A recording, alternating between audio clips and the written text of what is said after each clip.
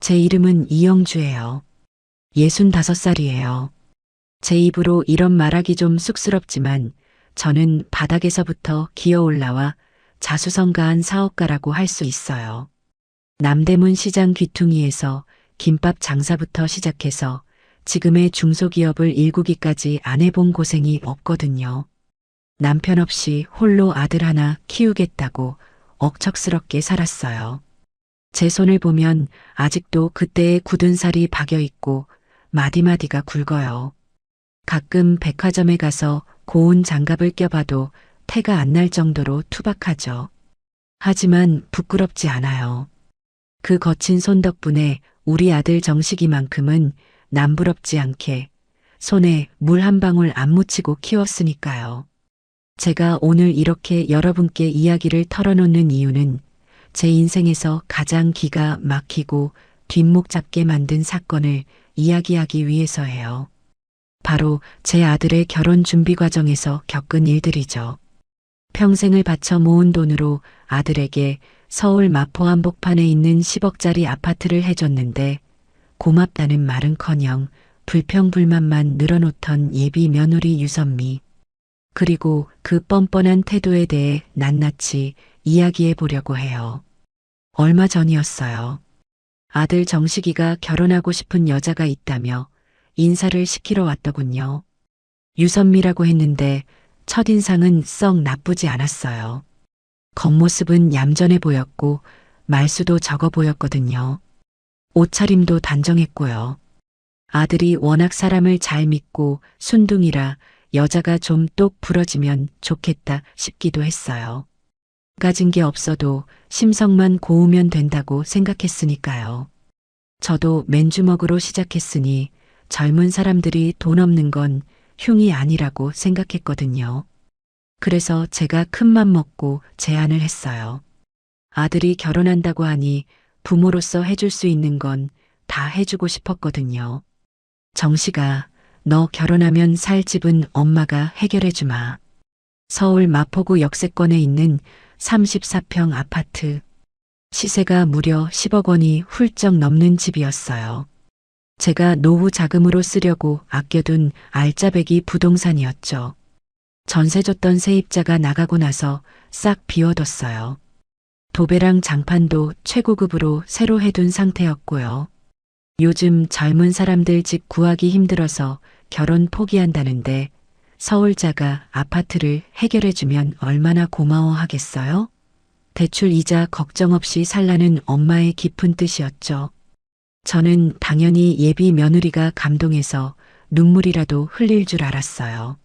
아니, 적어도 제 손을 잡고 감사하다고 고개 숙여 인사할 줄 알았죠. 드디어 집을 보여주는 날이 되었어요. 저는 아침부터 설레는 마음으로 집을 청소하고 환기까지 시켜뒀죠. 먼지 한 톨 없이 반질반질하게 닦아놓고 기다렸어요. 아들 정식이와 유선미가 도착했다는 연락을 받고 현관문을 활짝 열어주었죠. 어서 와라. 여기가 앞으로 너희가 살 집이야. 저는 뿌듯한 마음으로 두 사람을 맞이했어요. 아들 정식이는 입이 귀에 걸려서 들어오더군요. 와, 엄마, 진짜 대박이다. 생각보다 훨씬 넓네. 거실이 운동장만 해. 아들은 신나서 거실을 뛰어다녔어요. 제 아들이지만 참 해맑다 싶었죠. 그런데 유선미의 반응은 전혀 예상 밖이었어요. 현관에 들어서자마자 미간을 확 찌푸리며 신발장을 툭툭 치더군요. 인사를 하기도 전에 불평부터 쏟아냈어요. 어머, 현관이 왜 이렇게 좁아요? 요즘 신축 아파트들은 현관 팬트리가 기본인데 여긴 구축이라 그런가 구조가 영 별로네요. 유모차도 하나 못 놓겠네. 첫마디가 고맙다가 아니라 좁다는 불평이었어요.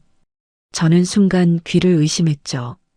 인사를 건네려던 제 입이 다물어지지 않았어요. 선미야, 여기가 34평이야.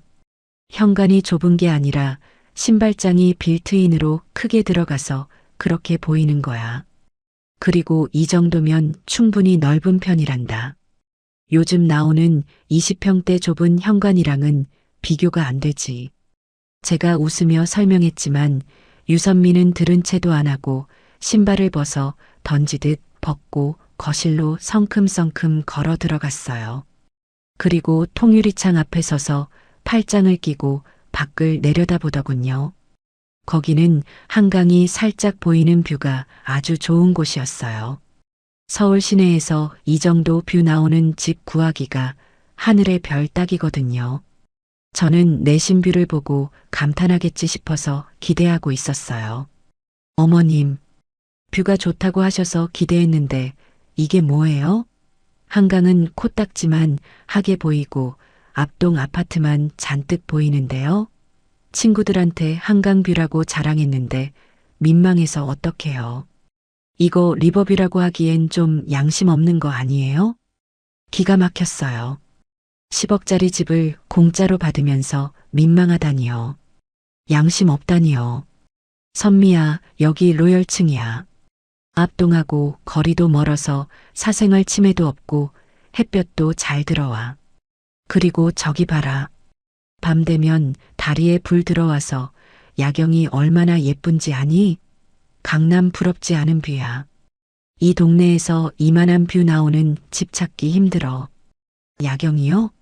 어머님, 솔직히 말해서 여기 강북이잖아요. 마포가 떴다고 해도 강남은 아니죠. 요즘 제 또래 친구들은 강북 안 살려고 해요. 다들 강남이나 판교 아니면 최소한 성수동으로 가지. 제 친구들은 다 잠실이나 반포 사는데 저만 마포 산다고 하면 쪽팔려서 어떻게 말해요? 친구들이 집들이 오면 비웃겠어요. 비웃는다니요. 빈손으로 시집와서 서울 역세권자가 아파트에서 시작하는 걸 누가 비웃나요? 대출금 한 푼 없이 시작하는 게 얼마나 큰 축복인지 모르는 걸까요? 제 가슴 속에서 뜨거운 것이 울컥 치밀어 올랐어요. 하지만 옆에서 아들이 눈치를 보며 끼어들더군요. 선미야, 여기가 교통도 좋고 내 회사랑도 가깝잖아. 엄마가 신경 써서 골라주신 건데 그렇게 말하면 안 되지. 이 정도면 진짜 훌륭한 거야. 우리 회사 동기들 다 전세 살거나 월세 살아. 아들이 달래듯이 말하자 유선미가 아들을 흘겨보며 쏘아붙였어요. 정식 씨는 가만히 좀 있어봐요. 여자가 집 보는 눈이랑 남자가 보는 눈은 달라요. 그리고 어머님, 부엌 싱크대 색깔이 왜 이래요? 옥색도 아니고 촌스럽게. 이거 싹 다 갈아엎어야겠는데요? 유선미는 부엌으로 가서 싱크대 문을 쾅쾅 여닫으며 흠을 잡기 시작했어요. 멀쩡한, 아니 아주 깨끗한 브랜드 인테리어였는데 말이죠. 작년에 제가 세입자 나가고 나서 큰돈 들여 교체한 거였어요. 이거 작년에 내가 최고급 라인으로 교체한 거야. 새거나 다름없어. 그냥 써도 무방하다. 색깔도 질리지 않고 은은하니 좋잖아. 요즘 레트로가 유행이라 이런 색감이 더 인기란다. 아유, 어머님 안목이랑 제 안목이 같나요? 저는 화이트 앤 우드 톤으로 요즘 인스타그램에서 유행하는 스타일 원해요. 이대로는 절대 못 살아요. 사진 찍으면 촌스럽게 나온단 말이에요. 들어오기 전에 인테리어 공사 싹 다시 해야겠어요. 견적 좀 뽑아봐야겠네. 아일랜드 식탁도 대리석으로 바꿔야지. 원목은 물 닿으면 썩어서 싫어요. 마치 자기 집이라도 되는 양, 아니 제가 빚이라도 진 사람처럼 당당하게 요구하더군요. 저는 참다 못해 한마디 했어요. 선미야, 집이 마음에 안 들면 너희가 돈 모아서 마음에 드는 집을 사면 된다. 나는 내가 해줄 수 있는 최선이 이거야. 빈말이라도 고맙다는 인사가 먼저 아니니? 너 지금 10원 한 장 안 보태고 몸만 들어오면서 바라는 게 너무 많지 않니? 제 말투가 살짝 굳어지자 유선미가 어이없다는 표정으로 저를 쳐다봤어요. 눈을 동그랗게 뜨고 저를 위아래로 훑어보는데 그 눈빛이 참 기분 나쁘더군요. 어머님, 주시는 건 감사한데요. 기왕 주실 거면 제대로 주셔야죠. 요즘 며느리들이 눈이 얼마나 높은지 모르세요? 어중간하게 해주시고 생색내시면 곤란해요. 그리고 정식 씨가 어머님 부자라고 걱정 말라고 했단 말이에요. 있는 사람이 좀 베푸는 게 그렇게 아까우세요? 이거 다 정식 씨랑 저랑 잘 살라고 해주시는 거잖아요. 아들놈이 문제였어요. 제가 돈이 좀 있다고 해서 그게 아들 돈은 아닌데 마치 제 재산이 다 자기 것인 양 떵떵거려 놓은 게 분명했죠. 유선미는 지금 저를 시어머니가 아니라 물주로 보고 있는 게 확실했어요. 잘 살라고 해주는 건 맞지만 호의를 권리로 착각하는 태도가 괘씸했죠. 분위기가 싸해지자 아들이 황급히 화제를 돌렸어요. 아, 엄마, 우리 배고프다. 나가서 밥 먹으면서 얘기해요. 선미야, 너도 그만해. 엄마가 서운해 하시잖아. 서운하긴 뭐가 서운하세요. 다 우리 잘 살라고 하는 소린데. 알았어요.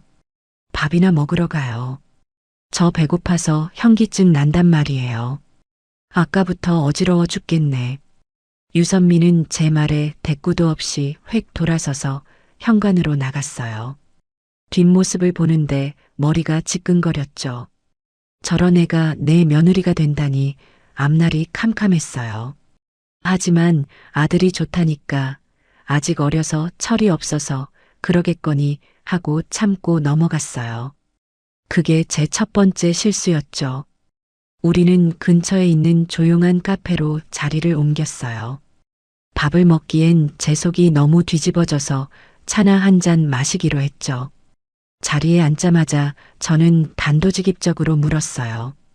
결혼 준비에 대한 구체적인 이야기를 들어봐야 했으니까요. 그래, 집은 그렇다 치고. 너희 결혼 준비는 어떻게 되어가고 있니? 선미, 너는 해오는 게 뭐냐? 예단이나 혼수는 어떻게 생각하고 있어? 보통 10억짜리 집을 해준다고 하면 예단은 간소하게 하더라도 혼수는 빵빵하게 채워오는 게 예의잖아요.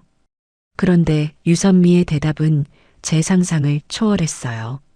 그녀는 8,000원짜리 음료를 쪽쪽 빨아 마시더니 아주 태연하게 말하더군요. 어머님, 저 해오는 거 없어요. 몸만 올 거예요. 요즘 트렌드가 그래요. 반반 결혼 아니면 시댁에서 다 해주는 거요. 저희는 반반 아니잖아요. 그럼 시댁에서 다 해주는 게 맞죠. 정식 씨랑 얘기 다 끝났어요. 몸만 온다고? 그럼 가구랑 가전은 누가 하니? 침대며 냉장고며 다 사야 할 텐데. 그것도 하늘에서 떨어지니? 당연히 정식 씨가 해야죠. 저희 집 형편 아시잖아요. 아빠 사업 망해서 빚만 잔뜩 있고 저 모아둔 돈 하나도 없어요. 월급 타면 학자금 대출 갚고 카드값 갚기도 바쁜데 어떻게 돈을 모아요? 그리고 정식 씨가 그랬어요. 엄마가 다 알아서 해주실 거라고요. 어머님 능력 좋으시잖아요. 능력이 좋으면 며느리 혼수까지 다 해줘야 하는 법이라도 있나요? 저는 황당해서 헛웃음이 나왔어요. 자기 빚 있는 걸 무슨 자랑처럼 이야기하더라고요. 빚이 있으면 더 아끼고 살아야 하는데 아까 집 타령하던 거랑 매치가 안 되더군요. 선미야, 아무리 형편이 어렵다고 해도 기본이라는 게 있어. 너는 10원 한 장 안 보태면서 10억짜리 집이 좁네. 강북인의 타박을 한 거니? 양심이 있으면 그러면 안 되는 거 아니냐? 내가 해준 집이 전세도 아니고 자가야. 그게 얼마나 큰 건지 몰라서 그래. 제가 따끔하게 혼을 내자 유선미의 얼굴이 불그락푸르락해졌어요. 어머님, 말씀을 왜 그렇게 하세요? 양심이라니요? 제가 정식 씨랑 결혼해주는 것만으로도 감사하셔야죠. 저 아직 젊고 예뻐요. 정식 씨는 저보다 나이도 5살이나 많고 배도 나왔잖아요. 솔직히 말해서 제가 아까운 결혼인데 돈 좀 쓰는 게 그렇게 아까우세요? 있는 사람이 더 한다더니 진짜 너무하시네. 결혼해 주는 것만으로도 감사해라. 자기가 무슨 공주님이라도 되는 줄 아나 봐요. 아들은 옆에서 안절부절 못하며 제 눈치만 살피고 있었어요. 엄마, 내가 다 해준다고 했어. 선미 기죽이지 마. 선미가 자존심이 세서 그래. 우리가 좀 이해해주자. 선미네 집 진짜 사정 어려워. 장인어른 신용불량자 되셔서 선미가 가장 노릇했단 말이야. 아들이라는 놈이 제 편은 못 들어줄 망정 저런 싹수 없는 예비 며느리 편을 들고 앉아 있었어요. 저는 찻잔을 탁 소리나게 내려놓으며 말했죠. 정식이 너 내가 그렇게 가르쳤니? 부모가 뼈 빠지게 번 돈으로 집 사주는데 고맙다는 말은커녕 불평만 하는 여자가 정상이라고 생각해? 너는 자존심도 없어? 너희 장모 될 사람은 뭐라고 하시니? 빈손으로 보내면서 미안하다는 말도 안 해?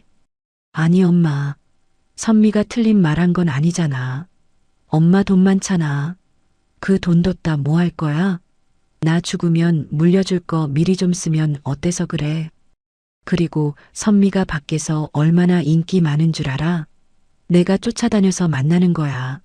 엄마가 자꾸 돈 가지고 유세 부리면 나 선미랑 결혼 못해. 아들의 말에 저는 말문이 막혔어요. 제 돈을 미리 당겨 쓰는 게 당연하다는 저 태도. 아들이 유선미에게 완전히 가스라이팅 당하고 있다는 생각이 들었어요. 유세라니요. 평생을 바쳐 키운 아들이 여자 하나 때문에 엄마를 물주 취급하다니. 유선미는 아들의 말에 힘을 얻었는지 더 기세등등하게 나왔어요.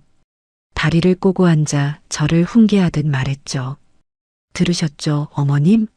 정식 씨가 다 동의한 거예요. 그러니까 촌스러운 가구 들릴 생각 마시고 제가 고르는 걸로 결제만 해주세요. 저가 브랜드 말고 백화점 브랜드로요. 견적서 뽑아서 보내드릴 테니까요. 아, 그리고 예물시계랑 반지도 받은 거 있는데 그것도 같이 결제해 주시고요. 기왕 해주는 거 기분 좋게 해주세요. 그래야 저도 며느리 노릇하죠. 안 해주시면 저 결혼 안 해요. 결혼 안 한다는 말이 협박이 될 줄은 몰랐네요. 며느리 노릇? 돈을 줘야 며느리 노릇을 하겠다는 건가요? 이건 며느리가 아니라 빚쟁이 상전을 모시는 꼴이었어요. 저는 마음속으로 결단을 내려야겠다고 생각했어요. 하지만 당장 판을 엎기엔 아들이 너무 유선미에게 빠져 있었고 이대로 결혼을 깨면 아들이 저를 원망하며 평생 의절할지도 모른다는 두려움이 있었죠. 아들의 콩깍지가 벗겨질 때까지 저 아이의 바닥을 확실히 보여줘야 했어요. 그래, 너희 뜻이 정 그렇다면 알겠다. 견적서 보내라. 내가 검토는 해보마. 제가 한 발 물러서는 척하자 유선미는 입꼬리를 실룩이며 비웃듯 웃었어요. 승리자의 미소였죠. 어머, 어머님도 참. 진작 그러시지. 걱정 마세요. 제가 정식 씨 내조 하나는 끝내주게 할 테니까요. 아, 그리고 집 인테리어 공사는 다음 주부터 바로 시작할게요. 업체는 제가 아는 곳으로 불렀어요. 거기가 강남 사모님들이 하는 고급 업체거든요. 비용은 한 1억 정도 나올 거예요. 입금해 주실 거죠? 1억? 멀쩡한 집 수리하는데 1억이나 든다고? 어머님, 퀄리티가 다르잖아요. 바닥재부터 조명 하나까지 다 수입품으로 할 거니까 그 정도는 들죠. 신혼집이잖아요. 평생 살 집인데 그 정도 투자는 하셔야죠. 10억 집 해주셨는데 1억 인테리어 비용이 아까우신 건 아니죠? 우리 사랑의 보금자리잖아요. 유선미는 1억이라는 돈을 무슨 과잣감 말하듯이 뱉어냈어요. 빈털터리 주제에 허영심만 가득 차서 남의 돈으로 호의호식하려는 신보가 뻔히 보였죠. 저는 주먹을 꽉 쥐었어요. 알았다. 일단 일어나자. 내가 머리가 아파서 더는 못 앉아 있겠다. 저는 계산도 하지 않고 먼저 자리에서 일어났어요. 뒤에서 유선미가 어머님. 커피값은 계산하고 가셔야죠. 저희 돈 없단 말이에요. 라고 소리치는 게 들렸지만 무시하고 나왔어요.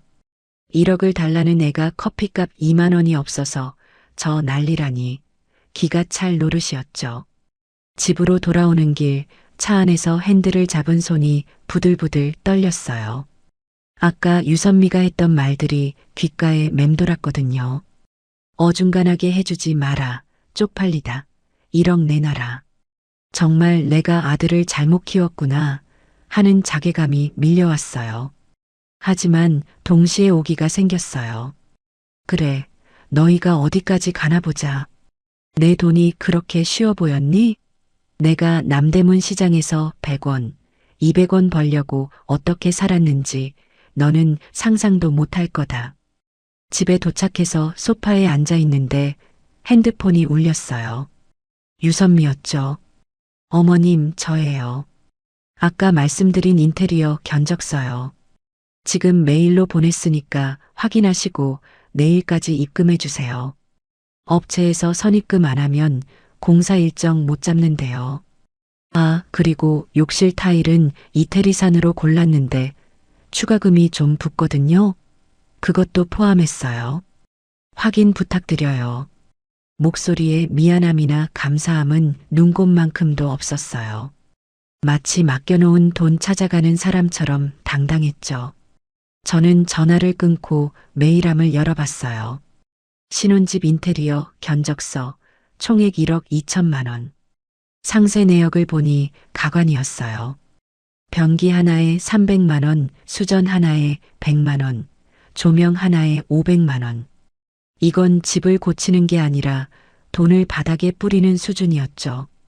게다가 디자인비 명목으로 3천만 원이 책정되어 있었는데 업체 이름을 보니 유선미의 친구가 SNS에서 홍보하던 그곳이었어요. 친구한테 일감 몰아주고 뒷돈이라도 챙기려는 수작이 빤히 보였죠. 저는 모니터를 보며 차갑게 웃었어요. 그래, 1억 2천? 아주 가지가지 하는구나. 빈 깡통이 요란하다더니 딱 그 짝이야. 저는 견적서를 출력하지 않고 그대로 뒀어요. 입금? 어림도 없죠. 저는 아들에게 전화를 걸었어요. 정씨가 견적서 봤다. 1억 2천이라니 너무 과하다. 그냥 도배장판만 새로 하고 들어가라. 내가 아는 업체 시키면 500이면 떡을 친다. 그러자 아들이 펄쩍 뛰더군요. 엄마, 선미가 얼마나 기대하고 있는데. 그리고 선미 친구들이 다 그렇게 하고 산대. 나 기죽이기 싫어. 그냥 해주라. 엄마 돈 많잖아. 이번만 눈 딱 감고 해주면 내가 평생 효도할게. 선미가 지금 우울증 올 것 같다고 난리야. 평생 효도? 지금 불효를 저지르고 있는데 나중이라고 효도를 할까요? 저는 아들의 철없는 소리에 한숨만 나왔어요. 우울증 타령도 지겨웠고요. 정씨가 돈이 많고 적고의 문제가 아니야. 너는 지금 경제관념이 전혀 없는 여자랑 결혼하려는 거야. 너 나중에 후회한다. 아, 몰라. 엄마가 안 해주면 내가 대출이라도 받아서 해줄 거야. 내 신용대출 풀로 당기면 1억은 나와. 엄마가 안 도와주면 나 진짜 사채라도 쓸 거야. 아들은 제 말을 듣지 않고 전화를 끊어버렸어요. 대출을 받아서라도 그 허영심을 채워주겠다니 정말 답이 없었죠. 하지만 저는 알고 있었어요. 아들 신용으로는 1억 대출이 안 나온다는 걸요. 제가 아들 명의로 된 자산을 묶어뒀거든요. 게다가 사채라니요. 철이 없어도 유분수지. 그날 밤 저는 잠을 설쳤어요. 10억 집을 주고도 욕을 먹는 상황. 그리고 며느리의 끝없는 탐욕. 이것을 어떻게 해결해야 할까 고민하고 또 고민했죠. 그리고 결심했어요. 그래, 너가 그렇게 돈을 좋아한다면 돈의 무서움을 보여주마. 10억지? 그건 미끼일 뿐이야. 너가 내 아들을 진짜 사랑하는지 아니면 내 돈을 사랑하는지 끝까지 확인해 보겠다. 아들도 정신 차리게 만들려면 충격요법이 필요해. 다음 날 아침 저는 아무 일도 없었다는 듯이 유선미에게 문자를 보냈어요. 선미야, 견적서 잘 봤다. 긍정적으로 검토해보마. 대신 이번 주말에 혼수 보러 가자. 너가 고른 거 사줄 테니. 유선미에게서 바로 답장이 왔어요. 어머님 최고. 알겠어요. 백화점에서 봬요. 하트 이모티콘이 3개나 붙어 있었지만 제 눈에는 그저 돈으로만 보였어요. 백화점? 그래, 가자. 가서 너가 얼마나 염치 없는 인간인지 내 눈으로 똑똑히 확인해 주마. 저는 옷장을 열고 제일 허름한 옷을 꺼내 입었어요. 일부러 꾸미지 않고 나갈 생각이었죠. 며느리가 시어머니를 부끄러워하는지 아니면 존중하는지 보고 싶었거든요. 제 낡은 코트와 시장표 가방. 이게 저의 전투복이었어요. 제 예상대로 약속 장소인 백화점 정문에 도착하자 멀리서 유선미가 저를 보고 미간을 찌푸리는 게 보였어요. 그녀는 저를 보자마자 달려와서 제 옷매무새부터 지적하더군요. 어머님, 옷이 그게 뭐예요? 백화점 오는데 시장 가는 차림으로 오시면 어떡해요? 창피해서 정말. 사람들 쳐다보잖아요. 옷이 뭐 어때서? 편하면 된 거지. 남들 시선이 뭐가 중요하니. 들어가자. 저는 그녀의 핀잔을 뒤로하고 백화점 회전문 안으로 들어섰어요. 이제 진짜 탐색전이 시작될 참이었죠. 유선미는 툴툴거리면서도 제 뒤를 바짝 따라왔어요. 그녀의 눈은 이미 쇼윈도에 진열된 명품 가방들을 향해 빛나고 있었으니까요. 그 눈빛을 보니 오늘 하루가 얼마나 길고 고단할지 짐작이 갔지만 저는 묵묵히 걸음을 옮겼어요. 이 모든 것이 그녀의 진짜 바닥을 확인하기 위한 과정이었으니까요. 그녀의 탐욕이 어디까지 뻗어 있는지 제가 가진 모든 인내심을 동원해서 지켜볼 작정이었어요. 백화점 명품관의 화려한 조명은 제 눈을 찔러오는 것 같았죠. 유선미는 마치 물 만난 고기처럼 활개를 치고 다녔어요. 제 허름한 옷차림 때문에 직원들이 의아한 눈빛을 보냈지만 유선미는 아랑곳하지 않고 제 팔짱을 끼며 매장 안으로 끌고 들어갔죠. 그녀의 소나기 힘이 어찌나 센지 팔뚝이 다 얼얼할 지경이었어요. 어머님, 일단 예물부터 봐야죠. 여자의 자존심은 반지에서 나오는 거라잖아요. 친구들이 그러는데 시어머니가 반지해줄 때 그 집안 재력을 알 수 있대요. 유선미가 데려간 곳은 다이아몬드로 유명한 티브랜드 매장이었어요. 진열장 안에 반짝이는 보석들을 보며 그녀의 눈이 탐욕스럽게 빛났죠. 직원이 다가와서 친절하게 인사를 건넸어요. 어서 오세요. 특별히 찾으시는 디자인 있으신가요? 네, 결혼 예물 보러 왔어요.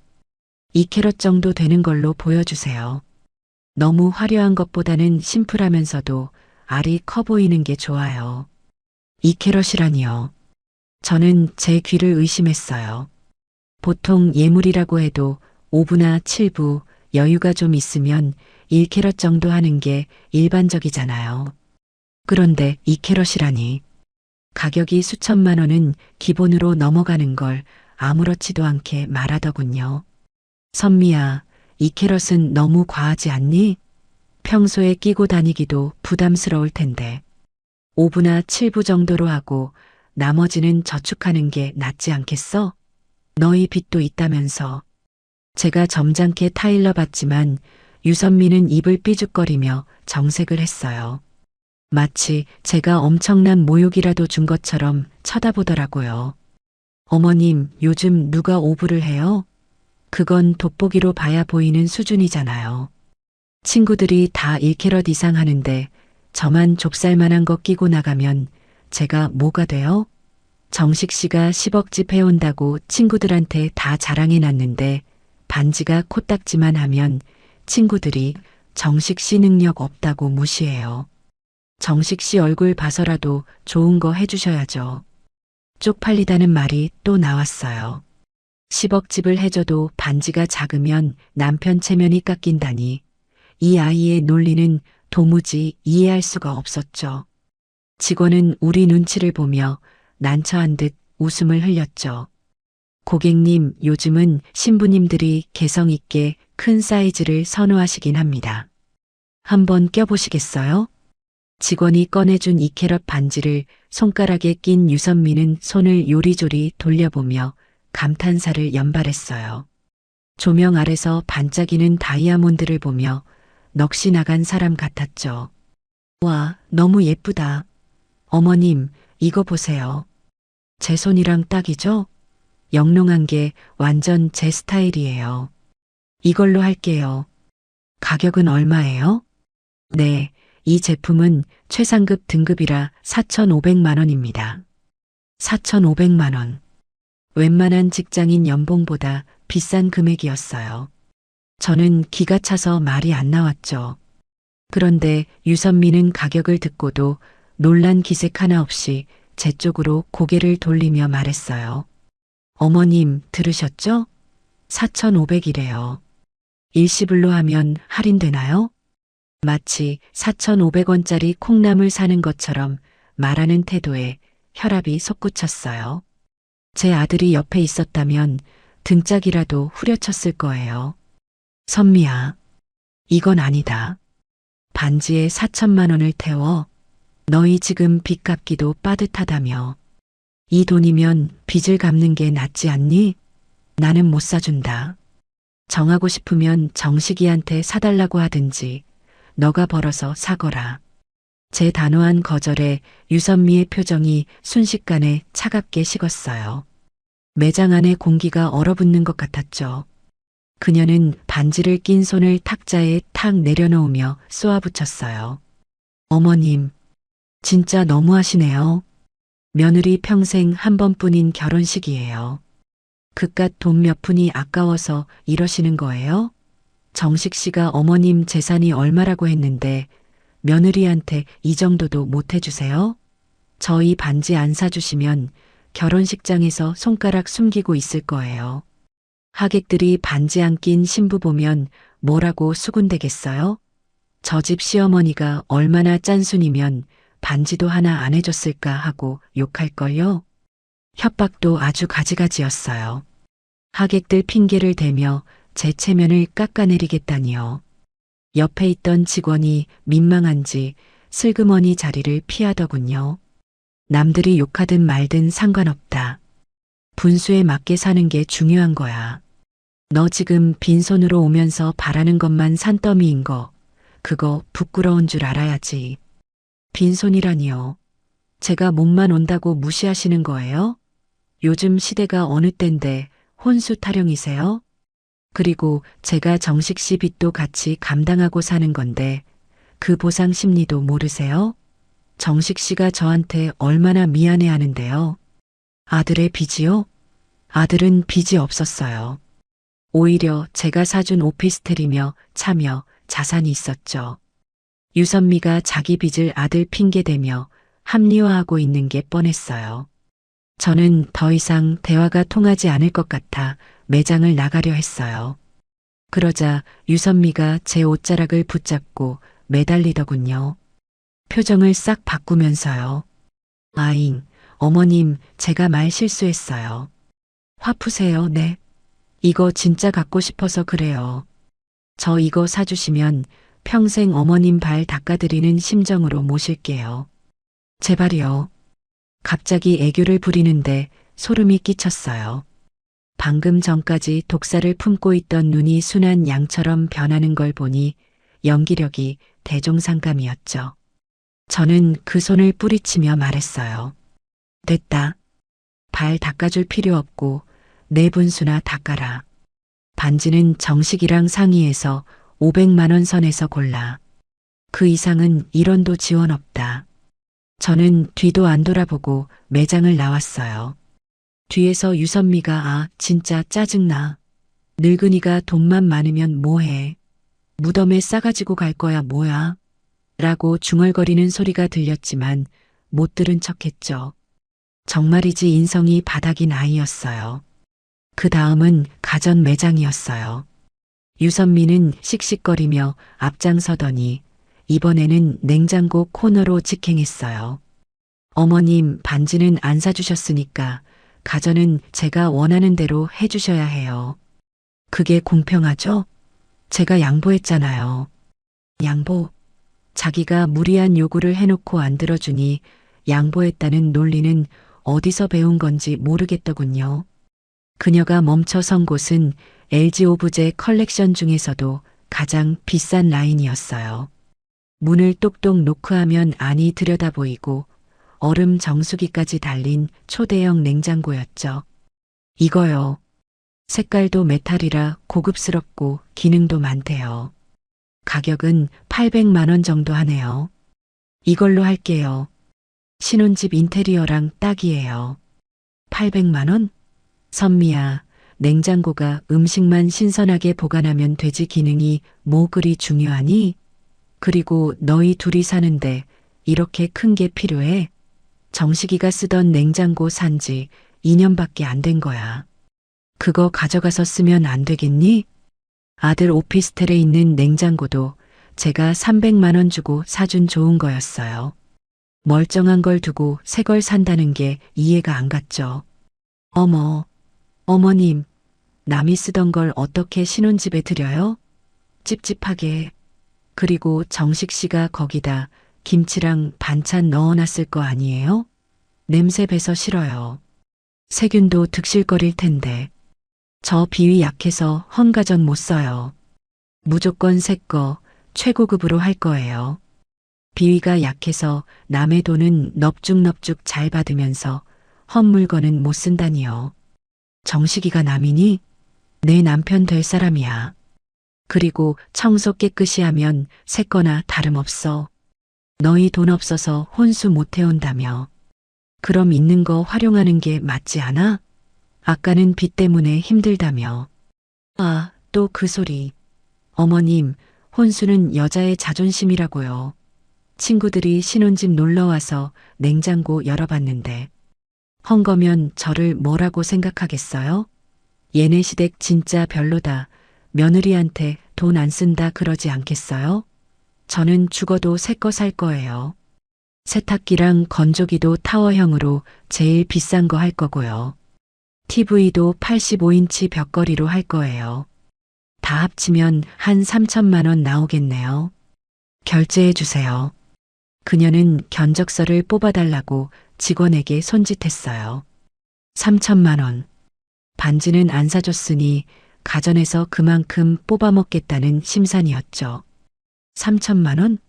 너 지금 제정신이니? 내가 예산 1,000만 원 준다고 했잖아. 그 안에서 해결해. 더 이상은 무리다. 1,000만 원으로 어떻게 혼수를 해요? 요즘 물가가 얼마나 올랐는데. 어머님 세상 물정 너무 모르시네. 알았어요. 그럼 정식 씨한테 전화할게요. 오빠 어머님이 혼수도 거지 같은 거 하라고 하셔. 나 결혼 못하겠어. 그녀는 바로 핸드폰을 꺼내 아들에게 전화를 걸었어요. 울먹거리는 척 연기까지 하면서요. 잠시 후 아들에게서 저한테 전화가 왔죠. 엄마, 왜 또 선미를 울려? 걔가 원하는 대로 좀 해주라니까. 내가 나중에 갚는다고 했잖아. 선미가 스트레스 받아서 쓰러지겠대. 갚긴 뭘 갚아? 내 월급 뻔한데. 너 지금 쟤한테 가스라이팅 당하는 거야. 정신 좀 차려라. 아, 엄마 진짜. 나 선미랑 헤어지면 죽어버릴 거야. 그냥 결제해줘. 내 소원이야. 엄마가 안 해주면 내가 사채 써서라도 해줄 거야. 아들의 죽는다는 소리에 가슴이 덜컥 내려앉았어요. 자식 이기는 부모 없다고 저 멍청한 놈이 진짜 무슨 짓이라도 저지를까봐 겁이 났죠. 그리고 사채까지 언급하니 더는 물러설 곳이 없었어요. 일단 들어주는 척하며 증거를 모아야겠다는 생각이 들었죠. 알았다. 해줄게. 대신 이게 마지막이다. 저는 한숨을 푹 내쉬며 직원에게 카드를 내밀었어요. 해주세요. 할부는 최장 기간으로 끊어주세요. 제 손이 부들부들 떨렸어요. 유선미는 카드를 내미는 저를 보며 회심의 미소를 지었죠. 승리감에 도취된 표정이었어요. 어머님, 감사합니다. 역시 우리 어머님 통 크시다니까. 아, 그리고 어머님 덱 TV도 오래되지 않았어요? 이참에 하나 바꾸세요. 효도 상품으로 저렴한 거 많더라고요. 자기는 85인치 최고급 TV를 사면서 저한테는 효도 상품 타령을 하더군요. 됐다. 내 TV는 멀쩡해. 너나 잘 쓰고 관리 잘해라.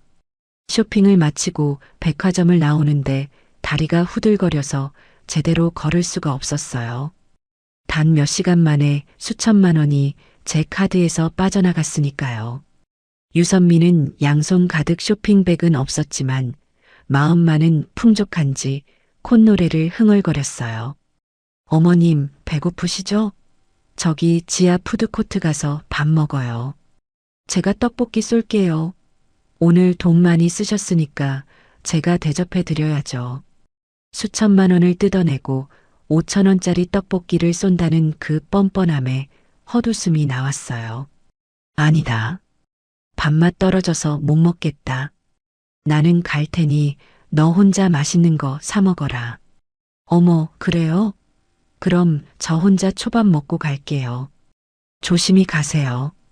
그녀는 뒤도 안 돌아보고 백화점 지하로 뛰어내려갔어요. 저는 택시 승강장에 서서 멍하니 하늘을 올려다봤죠. 서울 하늘이 참 뿌옇더군요. 제 마음처럼요. 아들은 저 여자가 자기를 사랑해서 결혼한다고 믿겠지만 제 눈에는 아들을 숙주로 삼아 기생하려는 기생충으로밖에 안 보였어요. 유선미와의 전쟁은 끝이 없었어요. 인테리어와 혼수 문제로 한바탕 난리가 난 후 잠시 잠잠하나 싶었는데 이번에는 더 큰 산이 기다리고 있었죠. 바로 유선미의 부모, 예비 사돈들이었어요. 상견례 때부터 예의라고는 밥 말아 드신 분들이었는데 이번에는 아주 작정하고 저를 압박하러 오셨거든요. 주말 저녁 아들이 저녁 식사를 같이 하자고 해서 나갔더니 유선미와 그녀의 부모가 와 있더군요. 고급 한정식 집이었는데 벌써 거하게 한 상 차려놓고 드시고 계셨어요. 아이고 사부인, 오셨소? 여기 앉으시오. 우리가 먼저 좀 먹었소. 배가 고파서. 유선미 아버지는 입가에 양념을 잔뜩 묻힌 채 저를 반겼어요. 술 냄새가 확 풍겼죠. 네, 안녕하세요. 식사들 맛있게 하셨습니까? 자리에 앉자마자 유선미 어머니가 본론을 꺼냈어요. 뜸 들이는 법도 없더군요. 사부인, 우리 오늘 중요한 얘기 좀 하려고 불렀소. 그 집 말이요. 마포 아파트. 또 집 이야기였어요. 지겹지도 않나 봐요. 네, 말씀하세요. 그거 우리 선미 이름도 같이 넣어주쇼. 공동 명의로 합시다. 저는 마시던 물을 뿜을 뻔했어요. 예상은 했지만 이렇게 대놓고 요구할 줄은 몰랐거든요. 사돈, 그 집은 제가 제 돈으로 사서 아들 부부 살라고 해주는 집입니다. 선미가 보태는 돈은 없다고 들었는데요. 그런데 공동 명의라니요? 아니, 돈이 문제요? 요즘 세상에 누가 단독 명의를 합니까? 부부는 일심동체인데, 그리고 우리 선미가 거기 들어가서 살림하고 내조할 건데, 그 정도 보장은 해줘야지. 딸 가진 부모 입장에서 불안해서 시집 보내겠소? 나중에 이혼이라도 하면 우리 딸은 빈털터리로 쫓겨나는 거 아니오? 결혼하기도 전에 이혼부터 생각하다니 참 대단한 부정이었어요. 자기 딸이 빈손으로 와서 쫓겨날까봐 남의 재산을 미리 챙겨두겠다는 신보였죠. 이혼을 왜 생각하십니까? 그리고 공동명의는 증여세 문제도 있고 절차가 복잡합니다. 일단은 제 명의로 해두고 나중에 아이 낳고 잘 살면 그때 가서 생각해 보겠습니다. 제가 완곡하게 거절하자 유선미 아버지는 숟가락을 탁 내려놓으며 인상을 썼어요. 거참 사부인 빡빡하시네. 우리 딸 못 믿겠다는 거요? 아이 낳으면 해주겠다? 그거 완전 담보 잡고 장사하는 거 아니요. 사람 기분 나쁘게 하시네. 정서방, 자네가 말 좀 해봐. 자네도 동의했다며. 불똥이 아들에게 튀었어요. 아들은 쭈뼛거리며 제 눈치를 보더니 기어들어가는 목소리로 말했어요. 엄마, 공동명의 해주면 좋지. 요즘 다들 그렇게 한대. 선미가 불안해하잖아. 그냥 이름만 넣어주는 건데 그게 뭐 어렵다고 그래. 내가 엄마한테 효도할게. 효도라는 단어를 저런 데다 갖다 붙이다니 정말 입을 꿰매버리고 싶었어요. 정식아, 이름만 넣는 게 아니야. 재산의 절반을 주는 거야. 너가 피땀 흘려번 돈으로 산 집이라면 그렇게 쉽게 말할 수 있겠니? 이건 엄마 노후 자금이야. 아, 엄마 돈 많잖아. 건물도 있고 땅도 있으면서 이 아파트 하나 가지고 왜 그래? 선미가 며느리잖아. 가족인데 좀 나눠주면 어때서? 엄마 진짜 욕심쟁이다. 아들이 대놓고 저를 욕심쟁이 취급했어요. 유선미는 옆에서 슬픈 표정을 지으며 눈물을 글썽였죠. 어머님, 저는 그냥 정식 씨랑 평생 행복하게 살고 싶어서 그런 거예요. 제가 돈을 바라는 게 아니라 저를 가족으로 인정해 주시는 증표가 필요한 거라고요. 흑흑. 눈물 연기가 시작되자 사돈들이 거들었어요. 아이고, 우리 딸. 서러워서 우네. 사부인, 애 우는 거 안 보이요? 돈 좀 있다고 유세가 심하시네. 우리 집이 돈은 없어도 자존심은 있어요. 공동명의 안 해주면 이 결혼 다시 생각해 보겠소. 협박이었어요. 결혼을 담보로 돈을 내놓으라는 강도짓이나 다름없었죠. 저는 속에서 천불이 났지만 여기서 판을 엎으면 저들의 수준과 똑같아질 것 같아 심호흡을 했어요. 알겠습니다. 무슨 말씀인지 알겠으니 그건 차차 상의해 보시죠. 오늘은 식사나 하시죠. 상의는 무슨, 오늘 확답을 주셔야지. 각서라도 써주쇼. 유선미 아버지는 종이와 펜을 꺼내 들이밀었어요. 준비성이 아주 철저하더군요. 지금 당장은 못 씁니다. 법적인 문제도 알아봐야 하고요. 정식이랑 상의해서 결혼식 전까지는 결론 내리겠습니다. 저도 생각할 시간이 필요하지 않겠습니까? 제가 강하게 나오자 유선미 아버지는 멈칫하더니 다시 자리에 앉았어요. 진짜로 갈 생각은 없었던 거죠. 그냥 기싸움에서 이겨보려고 했던 수작이었어요. 참. 사부인 성격 보통 아니시네. 알겠소. 결혼식 전까지 확실히 해주쇼. 안 그러면 식장에 안 들어갈 거니까. 식사가 끝날 때까지 분위기는 냉랭했어요. 그들은 후식으로 나온 과일까지 싹싹 긁어먹고 남은 갈비찜은 싸달라고 해서 챙겨갔죠. 계산은 당연히 제가 했고요.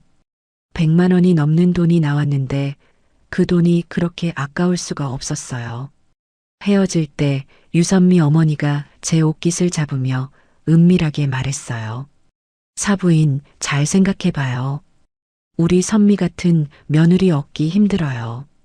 그리고 예단비는 생략하기로 했는데 그래도 딸 보내는데 서운하니까 현금으로 한 10억 정도는 아니더라도 우리 선미 앞으로 용돈 좀 두둑이 챙겨주죠. 애가 기가 죽어서야 되겠소? 기가 죽다니요. 지금 기가 죽은 건 저였어요. 저는 대꾸도 하지 않고 차에 탔어요. 아들은 유선미 가족을 배웅하느라 정신이 없더군요. 집에 돌아와 저는 소파에 쓰러지듯 누웠어요. 머리가 깨질 듯이 아팠죠. 아들을 불러서 야단을 칠까 하다가 관뒀어요. 이미 유선미에게 조종당하는 아들에게 무슨 말을 해도 소용없을 것 같았거든요. 그래, 공동명예, 꿈도 꿔라. 내가 미쳤다고 너희한테 내 피 같은 재산을 넘기겠니? 결혼식 날까지만 참자. 그때 가서 보자. 저는 다음 날부터 변호사를 만나 상담을 시작했어요. 유선미가 요구하는 것들을 들어주는 척하면서 법적으로는 아무런 효력이 없게 만드는 방법을 찾기 위해서였죠. 그리고 동시에 유선미의 뒷조사도 시작했어요. 그녀가 숨기고 있는 것이 무엇인지 알아내야 했으니까요. 결혼식이 2주 앞으로 다가왔어요. 저는 마음의 준비를 하고 있었죠. 유선미의 만행을 기록한 다이어리와 녹음 파일들을 차곡차곡 모아두고 있었거든요. 그런데 유선미는 마지막까지 제 인내심을 시험하려 들었어요. 평일 낮 제가 잠시 외출했다가 집에 돌아왔는데 현관문이 열려 있었어요. 아들 방 쪽에서 쿵쿵거리는 소리가 들렸죠. 이거 조심해서 옮겨요. 바닥 긁히면 안 되니까. 익숙한 목소리가 들려서 들어가 보니 유선미가 팔짱을 끼고 지시를 내리고 있었어요. 그리고 인부들이 들고 나가는 건 아들이 쓰던 침대와 책상, 서랍장들이었죠. 너 지금 뭐 하는 거니? 제가 소리를 지르자 유선미가 깜짝 놀라 뒤를 돌아봤어요. 어머님? 일찍 오셨네요? 비밀번호 정식 씨한테 물어보고 들어왔어요. 내 허락도 없이 남의 집에 들어와서 지금 뭐 하는 거냐고 물었어. 저 가구들 어디로 가져가는 거야? 아, 이거요? 신혼집에 가져가기엔 너무 낡고 촌스러워서요. 딱지 붙여서 버리려다가 중고 가구 업체에서 푼돈이라도 쳐준다길래 넘기려고요.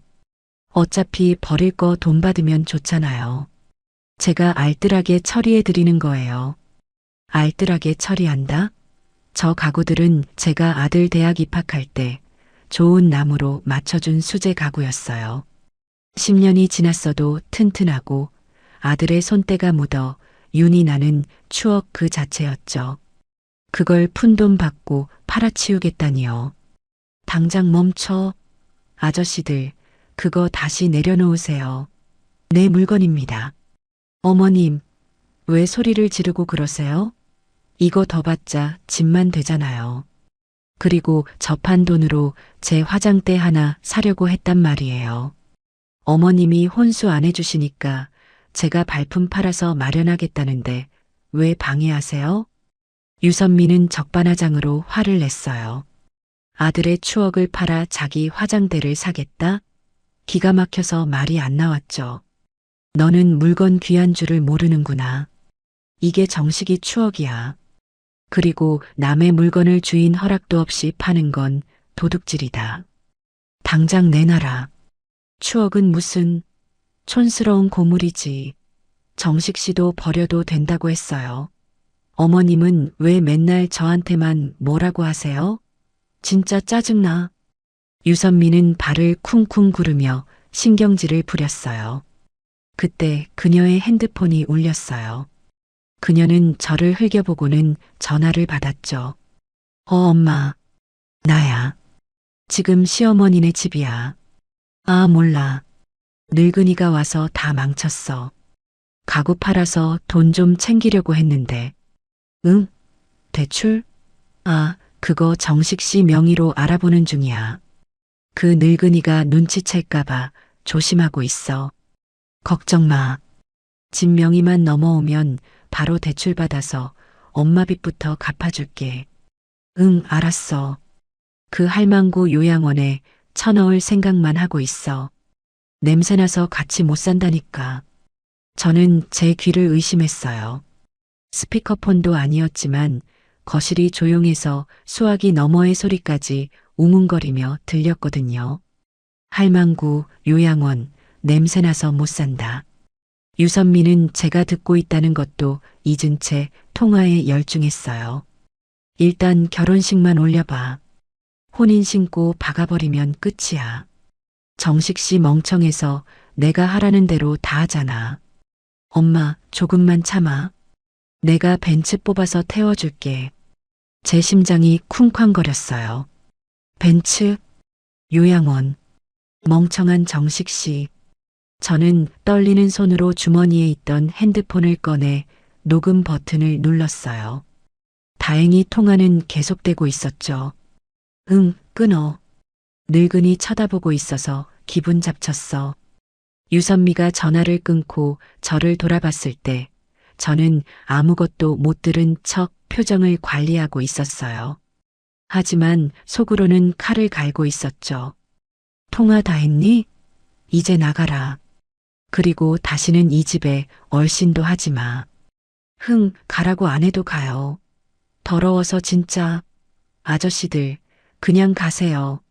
재수 없어.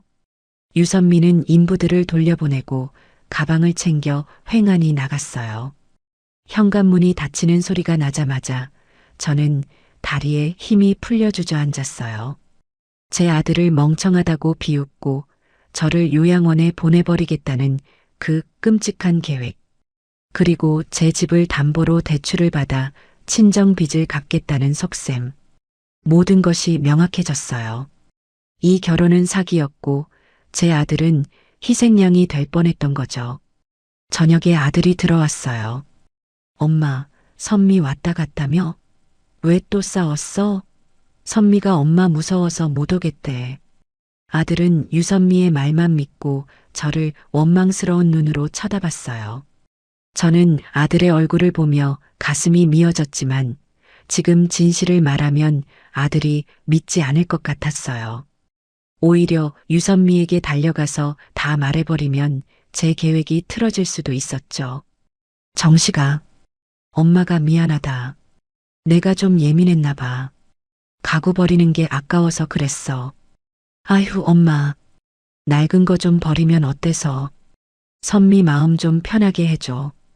걔가 엄마 때문에 스트레스 받아서 위경련까지 왔대. 위경련은 무슨 벤츠 뽑을 생각에 신나서 날뛰던데. 저는 쓴웃음을 지으며 말했어요. 그래, 알았다. 내가 잘할게. 결혼식 준비나 잘해라. 알았어. 아, 그리고 엄마. 선미가 그러는데 예단비 대신 현금으로 좀 주면 안 되냐고 하던데 가구 모판값이라도 좀 챙겨주라. 500 정도면 될 것 같아. 끝까지 돈이었어요. 저는 고개를 끄덕였어요. 알았다. 결혼식 날 주마. 함 들어갈 때 같이 보내주든지 할게. 진짜? 땡큐맘.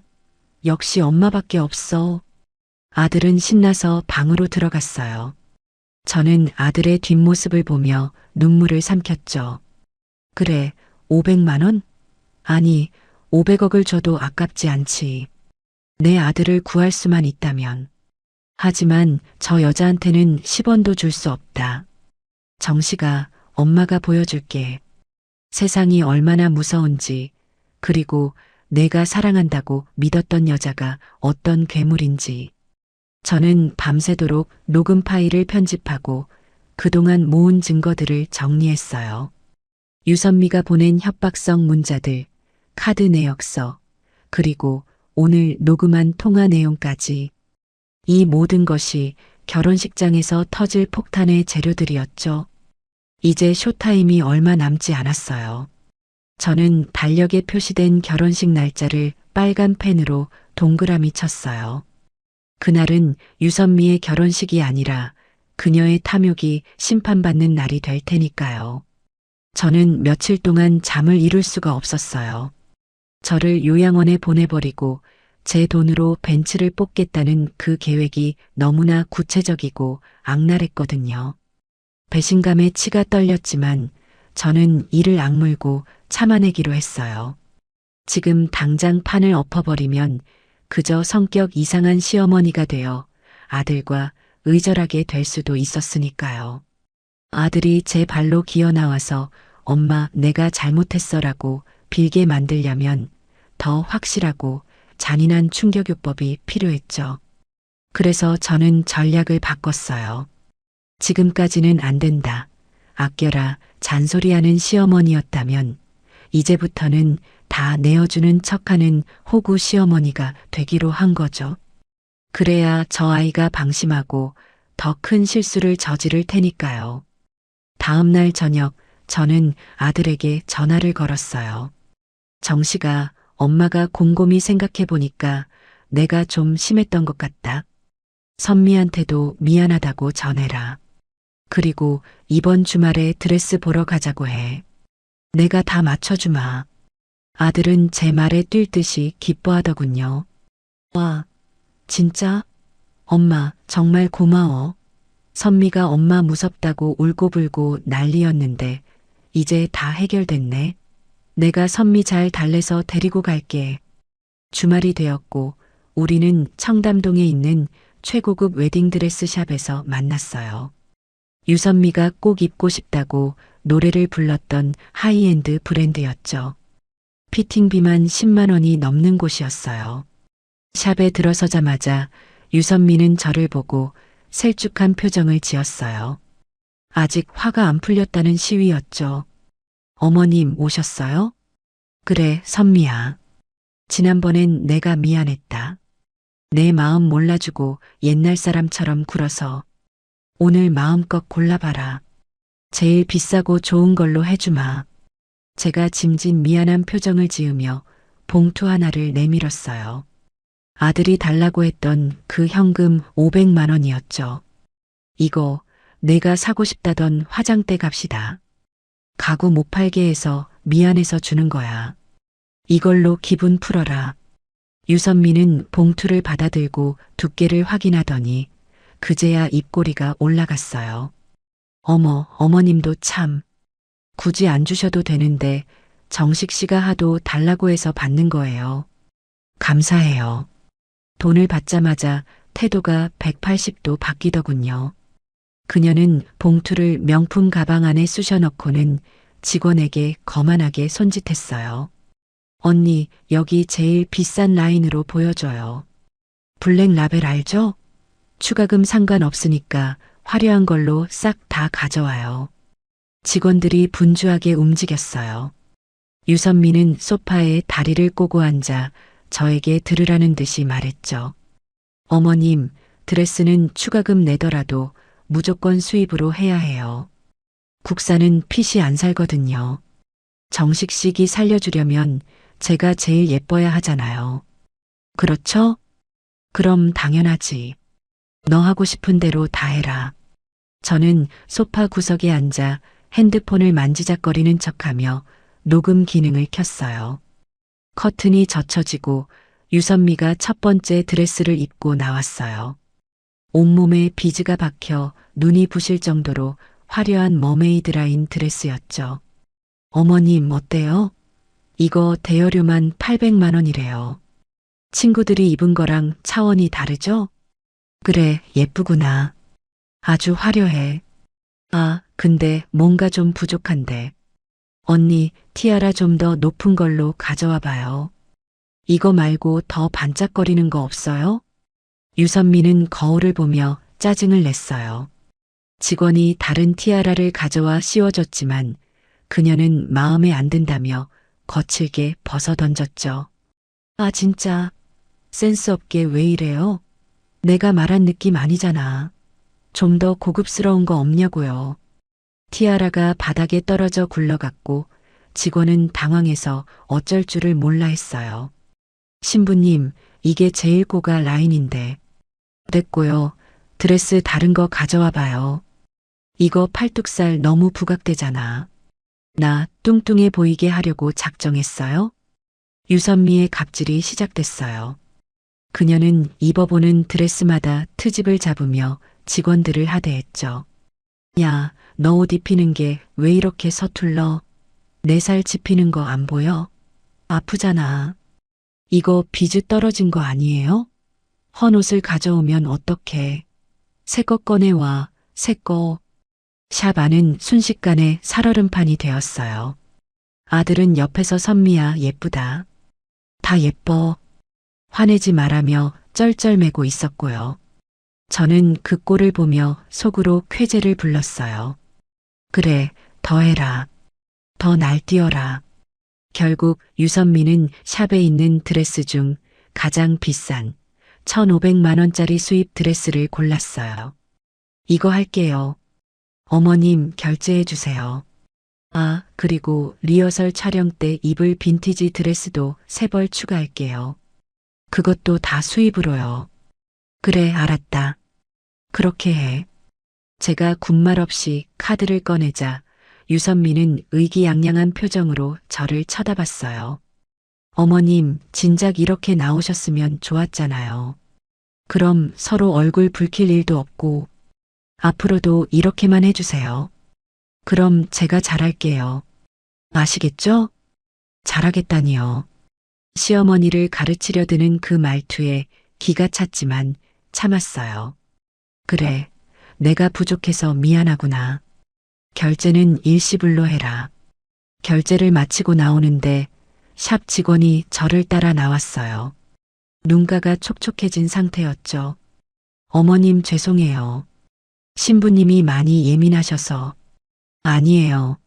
아가씨가 고생이 많았어. 이거 커피라도 사 마셔요. 저는 직원 손에 현금 10만 원을 쥐어줬어요. 그리고 조용히 귓속말을 했죠. 혹시 아까 신부가 소리 지르고 물건 던진 거 CCTV에 찍혔나요? 네. 아, 내 카운터 쪽에 있어서 찍혔을 거예요. 그거 저한테 좀 보내줄 수 있을까요? 제가 며느리 교육용으로 좀 필요해서요. 절대 딴 데 유출 안 하고 저만 볼 겁니다. 사례는 따로 더 할게요. 직원은 잠시 망설이다가 유선미에게 당한 게 억울했는지 고개를 끄덕였어요. 안 그래도 사장님한테 보고하려고 했거든요. 진상 고객으로 블랙리스트 올려야 해서요. 보내드릴게요. 저는 회심의 미소를 지으며 차에 탔어요. 유선미는 아들의 차를 타고 가면서 저에게 손도 흔들지 않았죠.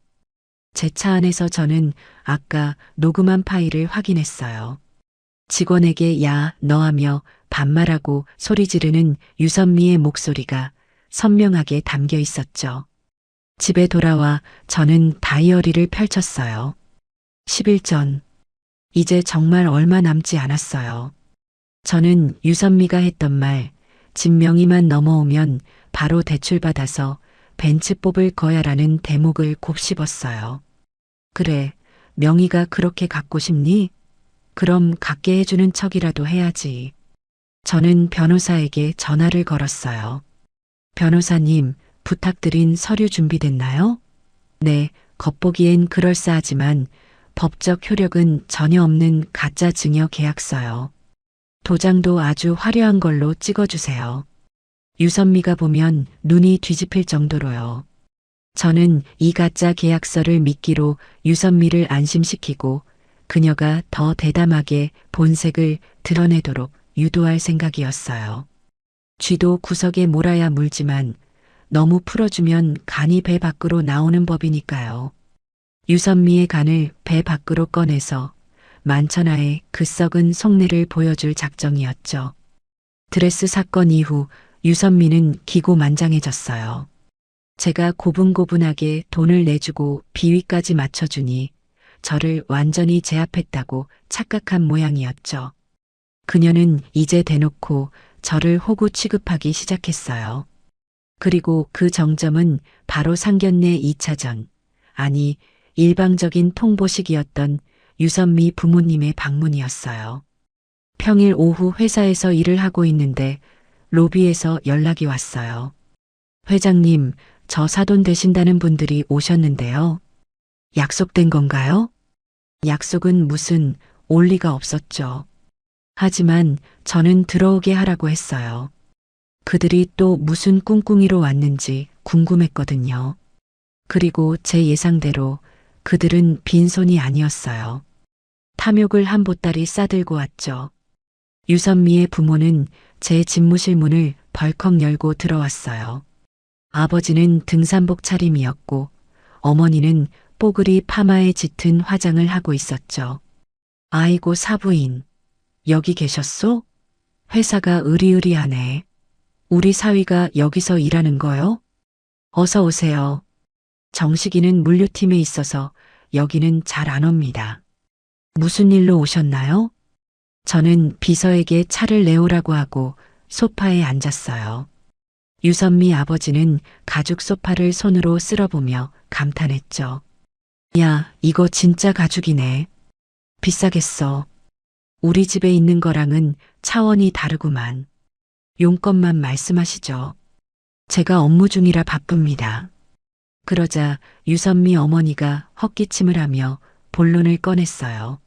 아니, 다름이 아니라 우리 선미가 이제 곧 시집을 오잖소. 근데 애가 걱정이 많더라고요. 생활비 문제 때문에. 생활비요? 정식이가 버는 돈으로 충분할 텐데요. 아따 사부인. 정서방 월급 뻔하잖소. 요즘 물가가 얼마나 비싼데 그 돈으로 어떻게 살아? 우리 선미는 곱게 자라서 싼 거 못 먹고 못 입어요. 그래서 말인데 사부인이 매달 품위 유지비로 500만 원씩만 지원해 주쇼. 품위 유지비. 기가 막힌 단어 선정이었어요. 500만 원이 누구 집게 이름인가요? 사돈. 아이들 다 컸습니다. 30대 중반이에요. 자기들 살림은 자기들이 알아서 하는 게 맞습니다. 저는 지원해 줄 생각 없습니다. 거참 되게 빡빡하게 구시네.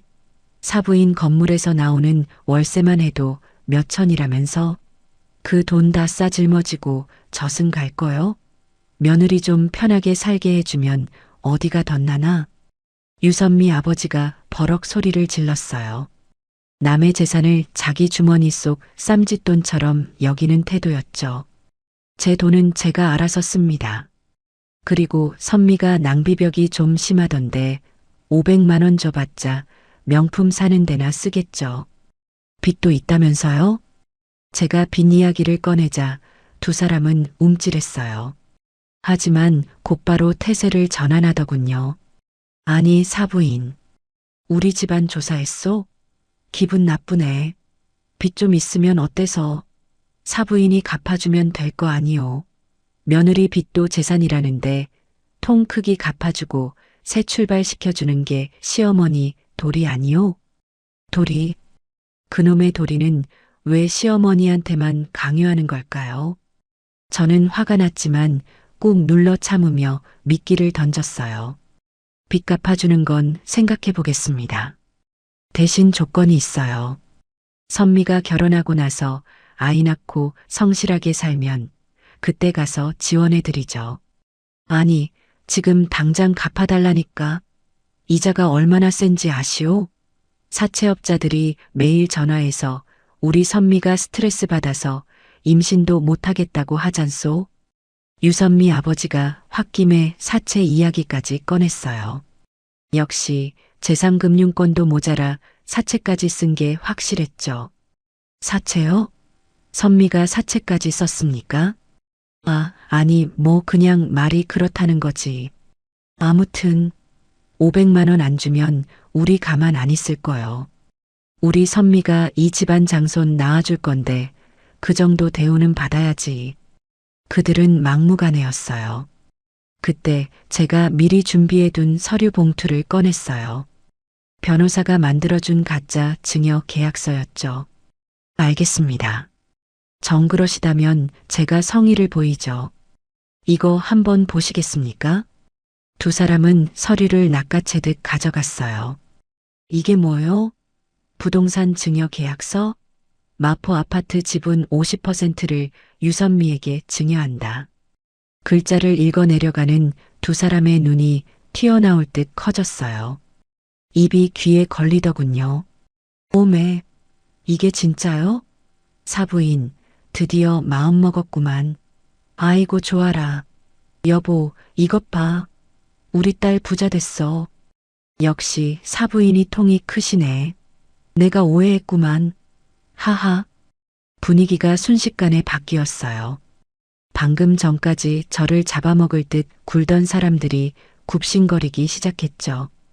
이거 진짜 주는 거 맞죠? 언제 명예 넘겨주는 거요? 식 올리고 혼인 신고 마치면 바로 법무사 통해서 진행할 겁니다. 대신 이 사실은 정식이한테는 비밀로 해주세요. 아들이 알면 섭섭해할 수도 있으니까요. 선미한테만 살짝 귀띔해 주시고요. 아이고, 당연하지. 염려 마시오. 우리가 입이 얼마나 무거운데. 그들은 가짜 계약서를 핸드폰으로 찍어가며 신나했어요. 그 종이가 휴지 조각인 줄도 모르고 말이죠. 그럼 생활비 500만 원은 어떻게 되는 거요? 그것도 주시는 거요? 욕심은 끝이 없었어요. 집을 준다는데도 생활비까지 챙기려 들었죠. 그건 진명에 넘어가고 나서 다시 얘기하죠. 집세 아끼는 셈 치면 500만 원 이상의 가치가 있으니까요. 뭐 알겠소. 일단 집이 먼저지. 알겠소, 사부인. 오늘 밥이라도 한 끼 대접해야 하는데 우리가 바빠서 식장에서 봅시다. 그들은 개선장군처럼 위풍당당하게 나갔어요. 저는 그들이 나간 자리에 뿌려진 탈취제를 들이마시며 깊은 숨을 내쉬었죠. 집무실 구석에 켜져 있던 CCTV를 확인했어요. 그들이 사부인 돈 다 싸 짊어지고 저승 갈 거냐, 사채 이자가 세다라고 떠드는 모습과 목소리가 고스란히 녹화되어 있었죠. 그래, 증거 하나 더 추가요. 저는 이 영상을 따로 저장해두고 아들에게 전화를 걸었어요. 정식아, 너희 장인어른 장모님 다녀가셨다. 진짜? 왜? 무슨 일 있으셨어? 아니, 그냥 결혼식 전에 인사차 오셨더라. 와서 밥이나 한 끼 사달라고 하시는데 내가 바빠서 그냥 보내드렸어. 너희 처가 식구들 참 활기차시더라. 아, 그래? 다행이다. 나 엄마가 또 화냈을까봐 걱정했어. 엄마, 장인어른이 좀 목소리가 크셔도 아기는 없으셔. 잘 좀 봐줘. 아들은 여전히 천하태평이었어요. 아기가 없는 게 아니라 악의 덩어리라는 걸 꿈에도 모르고 있었죠. 그래, 알았다. 끊는다. 전화를 끊고 창밖을 보니 비가 내리고 있었어요. 유리창에 부딪히는 빗방울이 제 마음을 두드리는 것 같았죠. 정식아, 엄마가 널 지키기 위해 얼마나 더러운 꼴을 보고 있는지 넌 모를 거다. 하지만 괜찮아. 곧 알게 될 테니까. 비가 그치면 땅이 굳듯이 너도 이번 일을 겪고 나면 더 단단해지겠지. 그날 밤 유선미에게서 문자가 왔어요. 부모님한테 가짜 계약서 사진을 받은 모양이었죠. 어머님, 엄마한테 얘기 들었어요. 진짜 감사해요. 제가 평생 효도할게요. 사랑해요, 어머님. 사랑해요. 그 가증스러운 단어에 헛구역질이 쏠렸어요. 저는 답장을 보내지 않았어요. 대신 달력의 날짜를 확인했죠. 5일 전. 그런데 다음 날 예상치 못한 변수가 터졌어요. 유선미가 최후의 발악이라도 하듯 엄청난 폭탄을 들고 나타난 거예요. 바로 임신이었죠. 물론 그것조차 거짓말이었지만요. 결혼식이 3일 앞으로 다가온 날이었어요. 저녁을 먹고 있는데 아들이 헐레벌떡 집으로 뛰어들어왔어요. 얼굴이 상기되어 있었고 손에는 무언가를 꼭 쥐고 있었죠. 엄마, 대박이야. 나 아빠 됐어. 뭐라고? 그게 무슨 소리냐? 선미가 임신했대. 지금 5주 차래. 엄마, 이제 할머니 되는 거야. 축하해. 아들은 임신 테스트기를 제 눈앞에 들이밀었어요. 두 줄이 선명하게 그어져 있었죠. 순간 제 머릿속이 하얗게 변했어요. 임신? 진짜인가?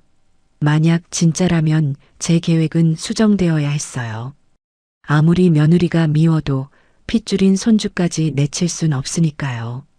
심장이 쿵쿵 뛰기 시작했죠. 선미가 병원은 다녀왔대? 확실한 거니? 아니, 아직 병원은 안 갔어.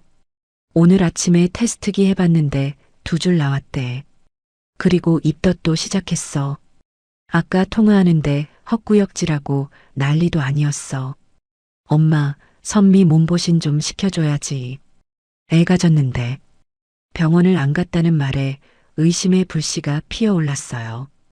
유선미는 철저한 아이예요. 진짜 임신이면 병원부터 가서 초음파 사진을 받아와서 저한테 들이밀며 돈을 요구했을 텐데 고작 테스트기 하나로 퉁치려 하다니요. 그래. 그럼 당장 병원부터 가봐야지. 초기에는 조심해야 해. 내일 내가 아는 산부인과 예약해 줄 테니까 같이 가자. 그러자 아들이 난색을 표하더군요. 아, 병원은 선미가 다니던 데로 간다고 했어. 엄마가 아는 데는 좀 부담스럽대. 그리고 지금 안정이 필요해서 움직이는 거 싫다네. 그냥 용돈이나 좀 두둑이 챙겨줘. 맛있는 거 사 먹게. 역시나 병원을 피하려는 핑계였어요. 저는 직감적으로 이게 거짓말이라는 걸 느꼈어요. 지난번 통화에서 임신 구라쳐서라도 명예 받아내겠다고 했던 말이 떠올랐거든요. 가짜 증여 계약서를 보고 마음이 급해진 게 분명했어요. 빨리 결혼을 확정짓고 명의를 넘겨받으려는 수작이었죠. 정식아, 며느리가 임신했는데 시어머니가 가만히 있을 수 있니? 내가 내일 죽이랑 고기 좀 사서 오피스텔로 가마. 얼굴이라도 봐야지. 손주 가진 며느리 챙겨주는 게 시어머니 도리라며? 오피스텔? 아, 그래. 그럼 내일 저녁에 와. 다음 날 저녁 저는 본죽에서 전복죽을 사고 한우를 사서 아들의 오피스텔을 찾았어요. 배를 누르니 유선미가 힘없는 척 비틀거리며 문을 열어주더군요. 화장은 하나도 안 한 창백한 얼굴이었는데 자세히 보니 파운데이션으로 입술색을 죽인 분장 수준이었어요. 어머님 오셨어요? 우에. 유선미는 저를 보자마자 화장실로 달려가 헛구역질하는 신용을 했어요. 소리는 요란한데 정작 나오는 건 하나도 없었죠. 아들은 옆에서 등을 두드려주며 안절부절 못했고요. 선미야, 괜찮아? 엄마, 선미 죽을라 그래. 빨리 뭐 좀 해줘.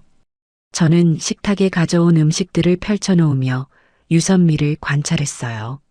화장실에서 나온 그녀는 소파에 털썩 눕더니 배를 문지르며 앓는 소리를 냈어요. 아이고 배야 어머님, 우리 튼튼이가 할머니 오신 걸 아나 봐요. 배가 콕콕 쑤시네요. 5주차의 태동을 느낀다니 정말 기적의 임신부였죠. 저는 짐짓 걱정스러운 표정으로 말했죠. 그래, 많이 힘드니? 이 죽 좀 먹어봐라. 전복 내장 넣어서 끓인 거야. 유선미는 죽 냄새를 맡더니 인상을 확 찌푸렸어요. 아, 비려. 어머님, 이거 냄새 왜 이래요? 저 입덧 심해서 이런 거 못 먹어요. 샤인머스켓 같은 상큼한 거 없어요? 백화점 지하에서 파는 거 아니면 못 먹는데. 비리다니? 최고급 전복이야. 그럼 고기 구워줄까? 고기 냄새는 더 싫어요. 아, 진짜. 어머님은 센스 없게 왜 이런 걸 사오셨어요? 그냥 현금으로 주시지. 제가 먹고 싶은 거 배달시켜 먹게요. 결국 본색은 현금이었어요. 저는 알았다고 하고 지갑에서 30만 원을 꺼내줬어요.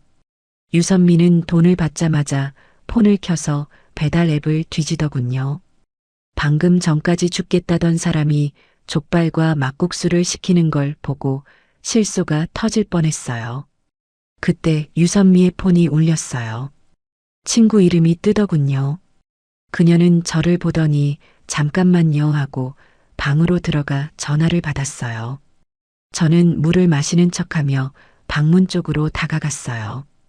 문이 살짝 열려 있었죠. 야, 성공했어. 늙은이가 죽 사들고 왔는데 현금 뜯어냈지. 키읔키읔키읔 임신?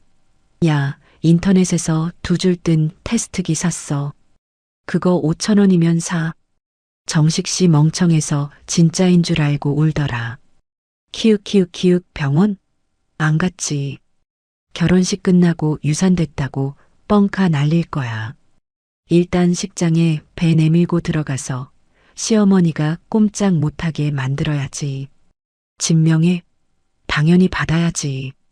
애가 졌는데 안 주면 인간도 아니지. 확실했어요. 가짜였어요.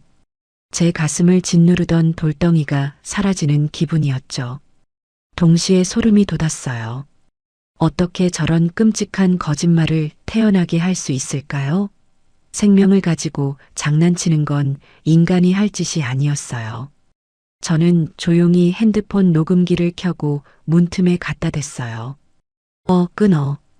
늙은이 눈치 빨라서 오래 통화하면 안 돼. 이따 봐. 유선미가 전화를 끊고 나올 때 저는 식탁에 앉아 죽을 정리하고 있었어요. 누구니? 아, 친구요. 임신 축하한다고 전화 왔네요. 그래. 축하 많이 받아서 좋겠네. 선미야, 그럼 우리 내일이라도 병원 가자. 내가 예약해뒀어. 아무리 그래도 의사 선생님 말은 들어봐야지. 아, 어머님. 제가 알아서 한다니까요. 왜 자꾸 강요하세요? 스트레스 받아서 애 떨어지겠네. 유선미가 버럭 소리를 질렀어요. 아들이 달려와서 저를 말렸죠. 엄마, 그만해. 선미가 싫다잖아. 나중에 안정기 되면 간대. 그래, 알았다. 내가 너무 앞서갔구나. 쉬어라. 저는 오피스텔을 나오면서 주먹을 불끈 쥐었어요. 유선미, 너는 선을 넘었어. 내 돈을 탐내는 건 참아줄 수 있어도 생명을 담보로 사기치는 건 용서 못해. 내가 만든 그 가짜 임신 결혼식장에서 만천하에 공개해주마. 저는 집에 돌아와서 인터넷을 뒤졌어요. 가짜 임신 테스트기 판매, 임신 진단서 위조. 세상에 이런 사기가 판을 치고 있다는 것에 놀랐지만 덕분에 유선미가 쓴 수법을 정확히 파악할 수 있었죠. 저는 흥신소에 의뢰해서 유선미가 최근에 산부인과 진료를 받은 기록이 없다는 사실을 확인하는 서류를 구했어요. 물론 불법적인 방법이 아니라 아들이 보호자 자격으로 떼올 수 있게 유도했죠. 정 씨가 산모 수첩 만들려면 병원 진료 기록 필요하다더라. 내가 가서 좀 떼와라. 선미 힘들게 하지 말고. 아들은 제 말에 속아 유선미 몰래 그녀가 다닌다는 병원에 갔고 최근 1년간 방문 기록 없음이라는 허무한 대답을 듣고 돌아왔어요. 엄마 이상해. 병원에서 선미 기록이 없대. 다른 병원 갔나? 아들은 혼란스러워했지만 저는 모른 척했죠. 글쎄다. 착각했나 보지. 일단 결혼식 준비나 마무리하자. 아직 아들에게 진실을 말해줄 타이밍은 아니었어요. 식장에서 터뜨려야 효과가 극대화되니까요. 드디어 결혼식 전날 밤이 되었어요. 저는 아들의 텅 빈 방에 들어가 책상 위에 놓인 가족 사진을 어루만졌어요. 정식아, 내일은 좀 아플 거야. 하지만 엄마를 믿어라. 썩은 살을 도려내야 새 살이 돋는 법이야. 유선미에게 문자가 왔어요. 어머님, 내일 식장에서 봬요. 아, 그리고 예단비 대신 주시기로 한 거 아시죠? 가짜 계약서 말고 진짜 서류랑 현금 꼭 챙겨오세요. 마지막까지 돈. 저는 답장을 보냈어요. 그래. 내일 보자. 너에게 딱 어울리는 선물을 준비했으니 기대하렴. 유선미는 그 선물이 10억이라고 착각했겠죠. 하지만 그 상자 안에 들어있는 건 그녀의 파멸이었어요. 저는 변호사에게 마지막 전화를 걸었어요. 변호사님, 내일 식장으로 와주세요. 고소장 접수한 거 들고요. 네, 사기 미수, 협박, 그리고 사문서 위조까지. 싸그리 다 넣어서요. 그리고 웨딩홀 실장님에게도 연락했죠. 실장님, 내일 식순 중에 제가 축사하는 시간 있죠? 그때 스크린이랑 음향, 제가 보낸 파일로 꼭 세팅해 주세요. 실수하면 안 됩니다. 아주 중요한 영상이거든요.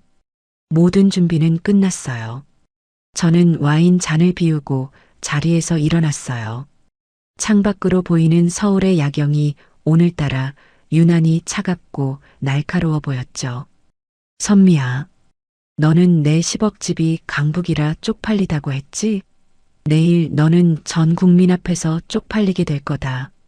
그리고 내가 뱃속에 있다고 거짓말한 그 아이가 사실은 너를 지옥으로 끌고 갈 저승사자였다는 걸 알게 될 거야. 저는 잠자리에 들었어요. 내일은 전투복을 입어야 했으니까요. 가장 화려하고 가장 우아한 한복을 입고 가장 잔인한 시어머니가 되어줄 생각이었죠. 빈털터리 며느리의 10억집 쟁탈전, 그 막을 내릴 시간이 다가왔습니다. 결혼식 당일 아침이 밝았어요.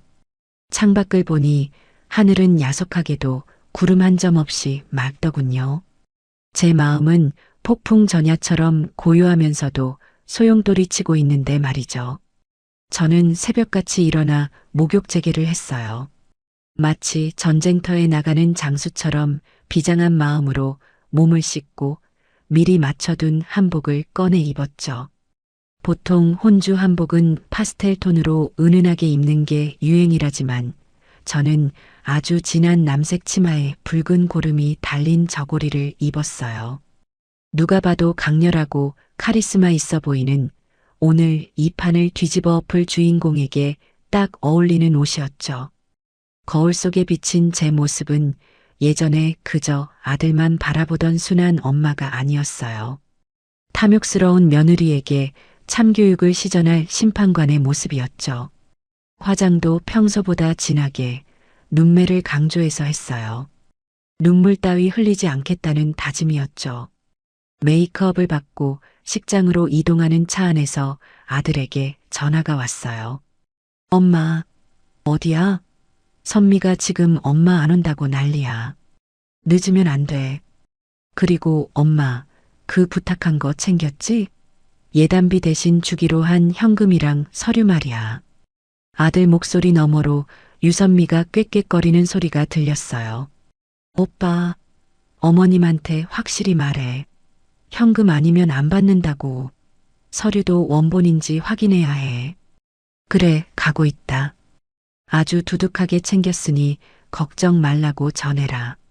너도 마음 단단히 먹고 있어라. 오늘이 내 인생에서 제일 중요한 날이 될 테니까. 마음을 왜 단단히 먹어? 아, 엄마가 큰돈 주시니까 놀라지 말라고? 알았어. 역시 우리 엄마 최고야. 빨리 와. 아들은 끝까지 상황 파악을 못하고 있었어요. 전화를 끊고 쓴웃음을 지었죠. 잠시 후 호텔 로비에 도착하니 화려한 꽃장식이 저를 반겼어요.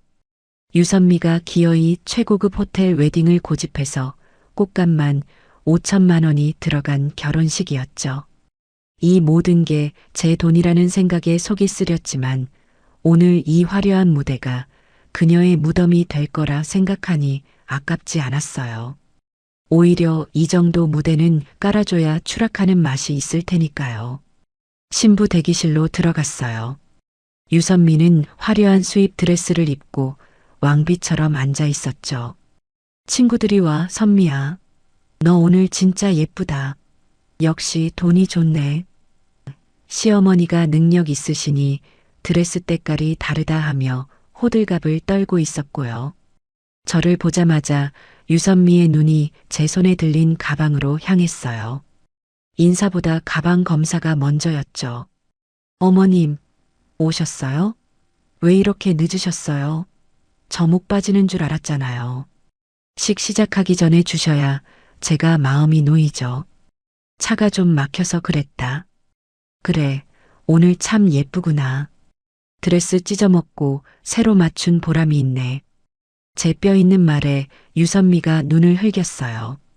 아이 참, 어머님은 좋은 날 왜 그런 얘기를 하세요? 친구들 있잖아요.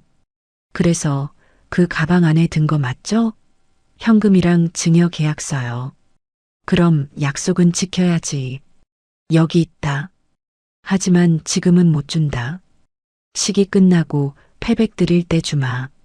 하객들도 많은데 여기서 돈 봉투 꺼내면 보기도 안 좋고 위험하잖니. 저기 친구들도 보고 있는데. 아잉, 지금 주시면 안 돼요? 저 불안해서 그래요. 살짝만 보여주세요. 확인만 할게요. 그녀는 제 가방을 낚아채려 했지만 제가 슬쩍 피했어요.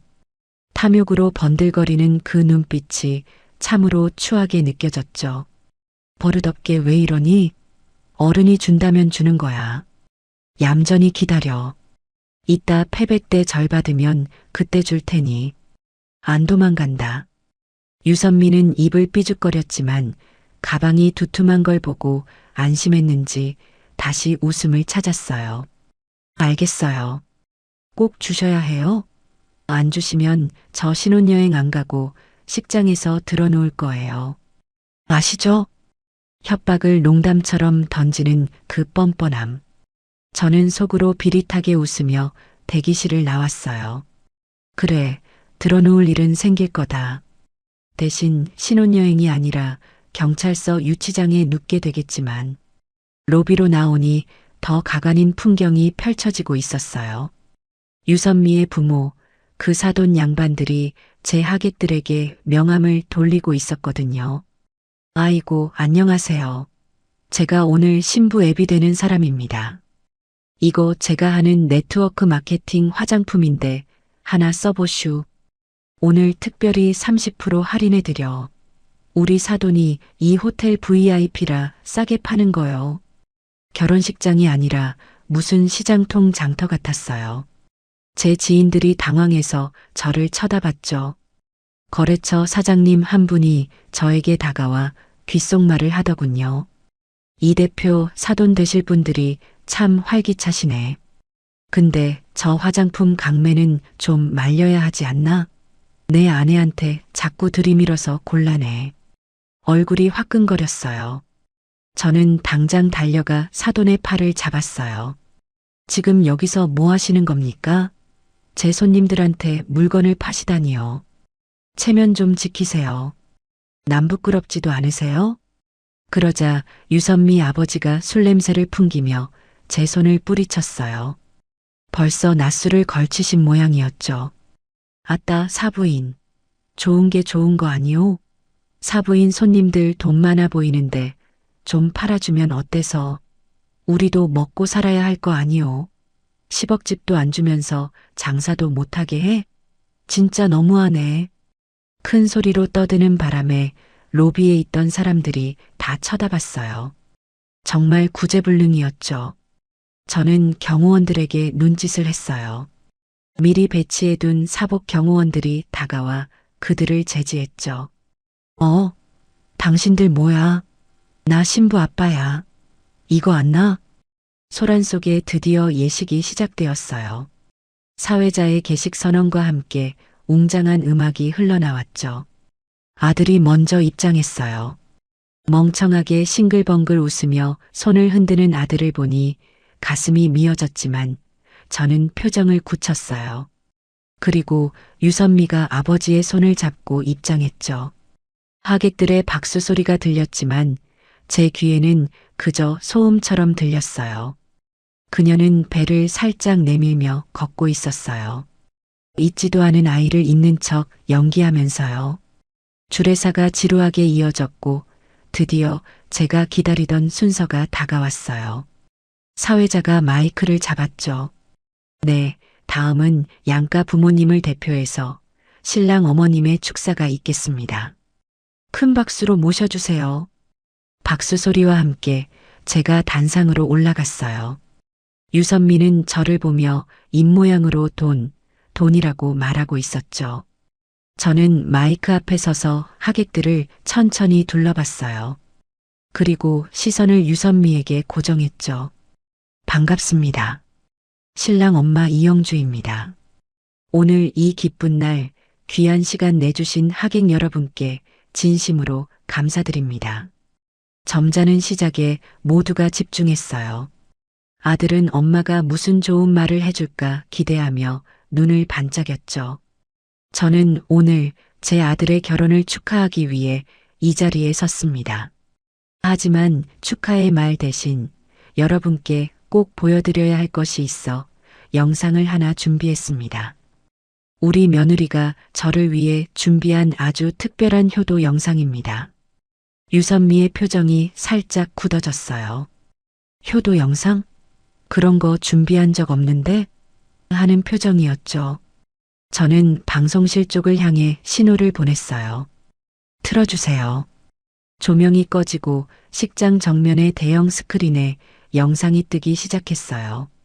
잔잔한 음악과 함께 아들과 유선미의 사진이 나올 거라 예상했던 하객들은 스크린에서 흘러나오는 날카로운 목소리에 숨을 죽였어요.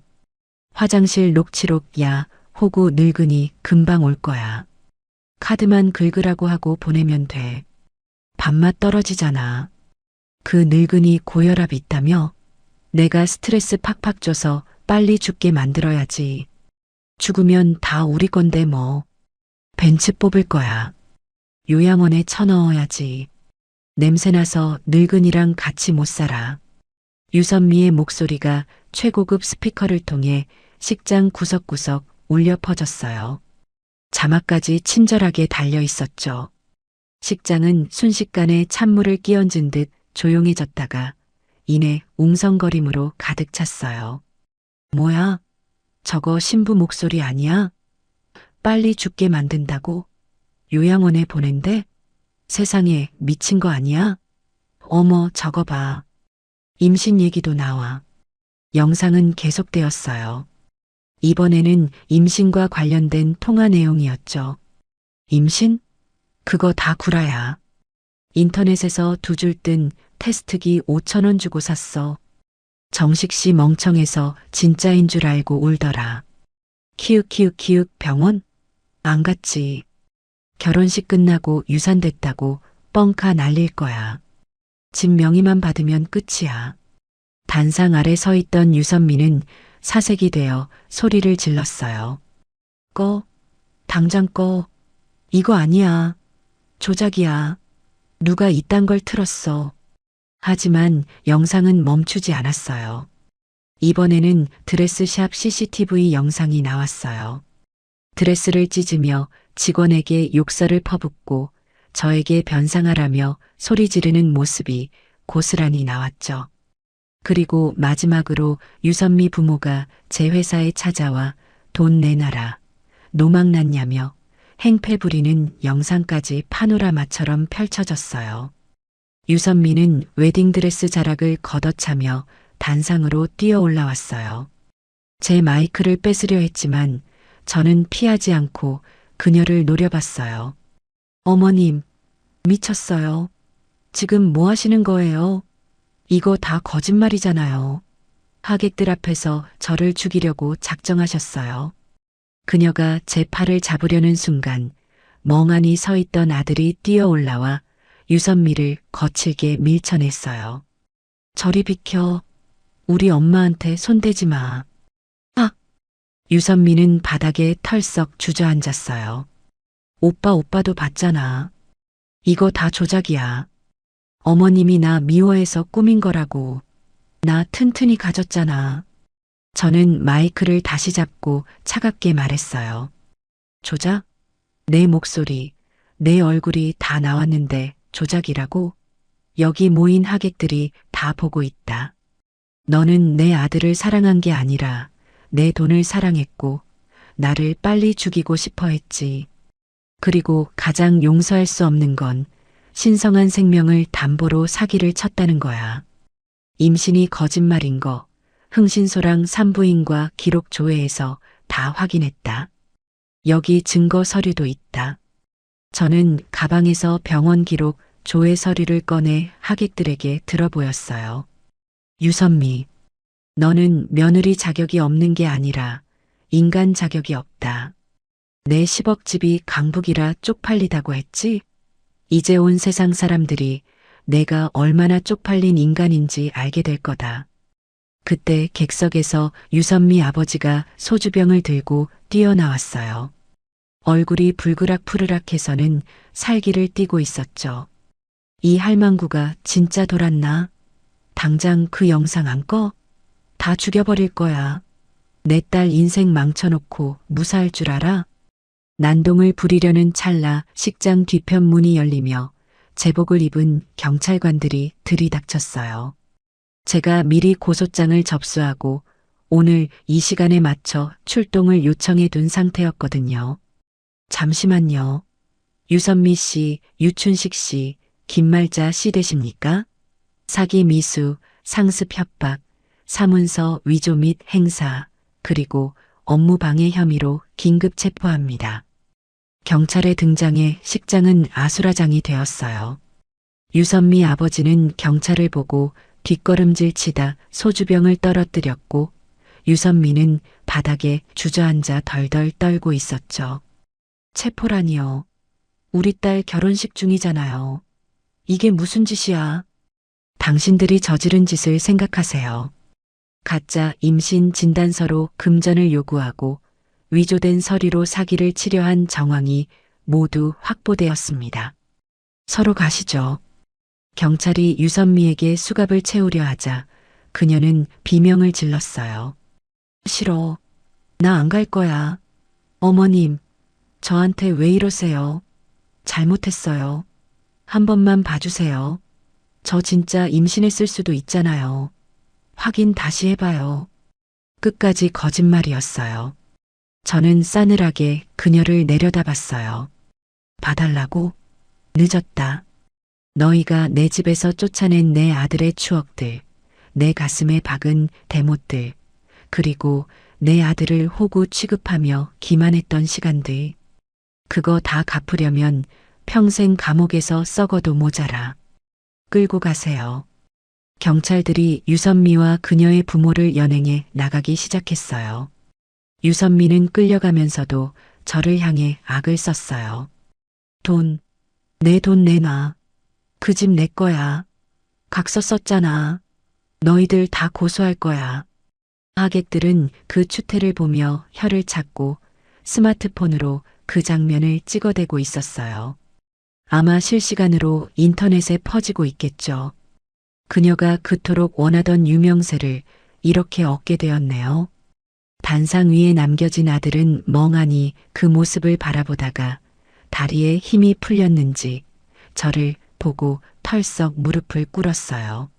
엄마 미안해. 내가 잘못했어. 엄마 말 안 듣고 고집 부려서 내가 진짜 병신이야. 저런 여자를 믿고 엄마한테 대들다니. 아들은 어린아이처럼 엉엉 울었어요. 저는 그런 아들을 일으켜 세우지 않고 가만히 내려다봤어요. 마음이 아팠지만 지금은 단호해야 했어요. 그래, 넌 오늘 병신이었어. 하지만 오늘로 끝내라. 저런 쓰레기한테 인생 걸 뻔한 거 엄마가 막아준 거야. 그러니까 울지 말고 똑바로 서. 내가 저지른 일, 내가 수습해야지. 저는 아들의 어깨를 잡고 하객들을 향해 섰어요. 그리고 깊이 고개를 숙였죠. 무리를 일으켜 죄송합니다. 하지만 제 아들을 구하기 위해 그리고 더 이상의 피해를 막기 위해 어쩔 수 없는 선택이었습니다. 오늘 식사는 준비되어 있으니 드시고 가십시오. 축의금은 전부 돌려드리겠습니다. 귀한 발걸음 해주셨는데 이런 꼴을 보여드려 다시 한번 죄송합니다. 제 사과에 하객들은 침묵하다가 하나둘씩 박수를 보냈어요. 비난의 박수가 아니라 응원의 박수였죠. 잘하셨어요. 속이 다 시원하네. 어머님 힘내세요. 라는 말들이 들려왔어요. 그렇게 10억 집을 탐내던 며느리의 결혼식은 그녀의 인생에서 가장 비참한 쇼가 되어 막을 내렸습니다. 하지만 저의 쇼는 아직 끝나지 않았어요. 이제 법적인 정산이 남아 있었으니까요. 결혼식장이 정리되고 저는 넋이 나간 아들을 데리고 바로 집으로 돌아왔어요. 아들은 오는 내내 차 뒷좌석에서 고개를 들지 못하고 훌쩍거렸죠.